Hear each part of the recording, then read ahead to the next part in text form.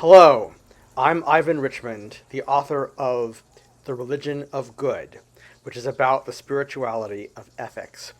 As I've said in previous videos on this channel, as well as in my book, I believe that the good is an ineffable mystery, and that the best way to learn about it is through spiritual practices that get us in touch with the spiritual experience of all of us as one.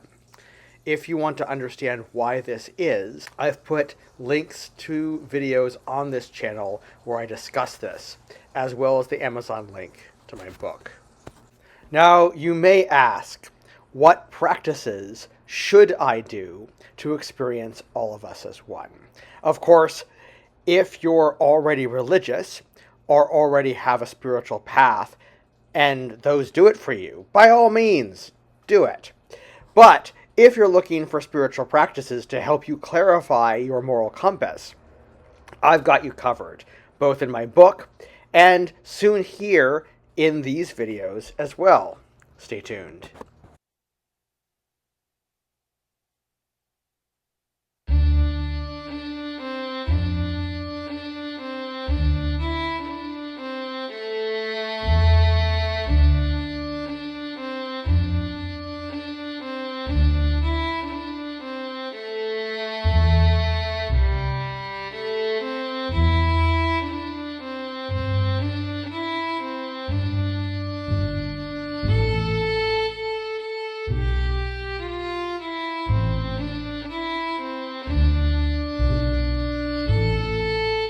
So I am starting a new series in which I demonstrate each of the practices in my book.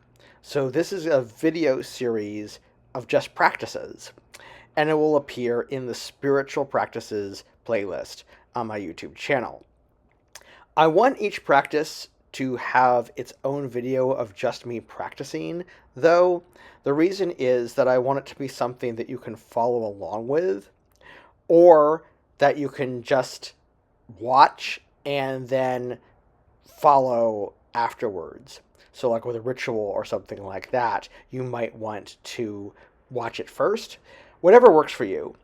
But what I don't want is to have a bunch of me talking at the beginning and explaining what it is, because then you'll have to fast forward in order to get to the good parts.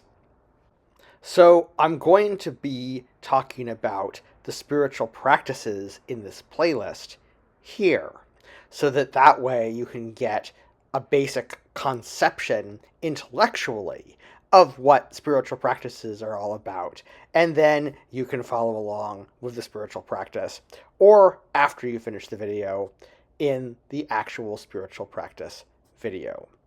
So spiritual practices can come in many forms. For our purposes, I've divided these into two main categories: rituals and ecstatic practices, sometimes also referred to as trance work. A ritual is a series of symbolic acts in which we participate in the mythic. Okay? I suggest in my book that rituals are particularly appropriate when dealing with ineffable mysteries, because we can't use reason to get at the ineffable, but we can get touch points. John Vervaeke, a cognitive scientist at the University of Toronto, who studies the cognitive science of spirituality, talks about a Lady Justice ritual in his video lecture series, Awakening from the Meaning Crisis. Let's suppose we want to understand justice through ritual. Lady Justice, the blindfolded woman with the scales and the sword, is a mythic character. Just as a statue, however, she's static. But if we do a ritual to justice involving her, we interact with that myth. Vervaeke's hypothesis is that what actually happens when we do this is that we model the concept of justice in our minds.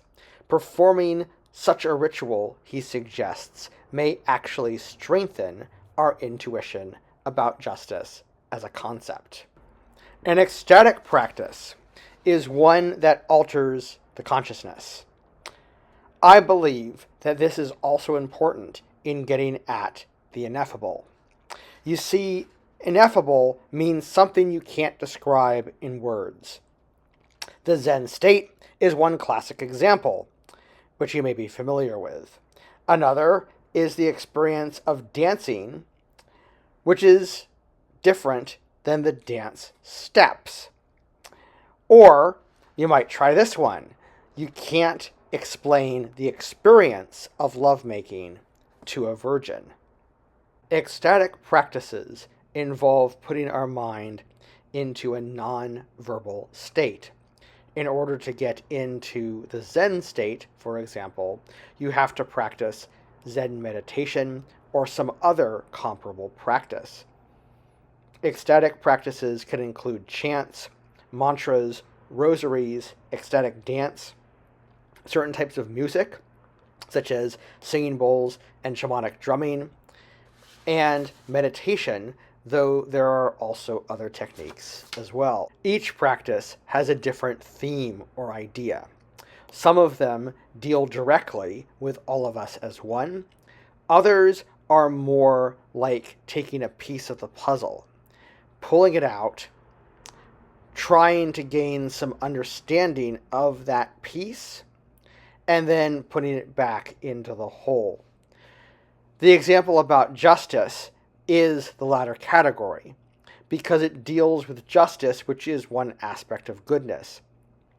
There's certainly a relationship between justice and all of us as one, but that's not all there is to all of us as one. In some videos, I'll bring several concepts into play. For example, I'll have one ritual in which we balance compassion with self-discipline, with love as a mediating virtue. In this ritual, 3 pieces of goodness are brought out, and we explore ritually how they interact with each other. I'll explain each practice in the description of each video. That way you can understand what it is I'm doing without having to fast forward through a mini lecture, just so you can get to the actual practice. This also means that it'll be easier if you want to do the practice for longer.